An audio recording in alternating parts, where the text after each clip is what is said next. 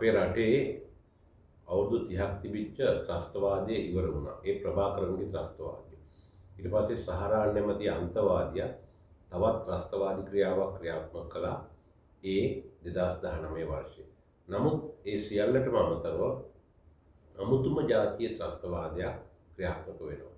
ඒක තමයි රියානතුරු ත්‍රස්තවාදය. සාමාන්‍යයෙන් ත්‍රස්තවාදියෙක් කරන්නේ මිනිස්සු ඝාතනය කරන එක, තුවාල කරන එක.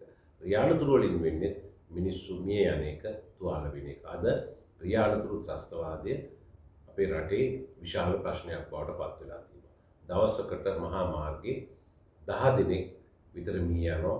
ඒ වගේම 120ක් විතර තුවාල වෙනවා.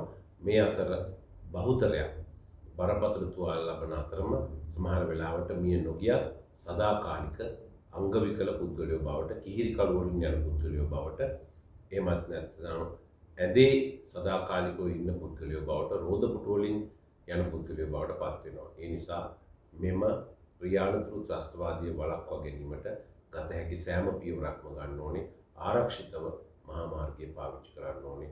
හැම වෙලෙම පදවන හැම රියදුරෙක්ම හිතන්න ඕනේ මම අනතුරක් කරන්නේ නැහැ, මම මාර්ග නීති උල්ලංඝනය කරන්නේ නැහැ කියලා.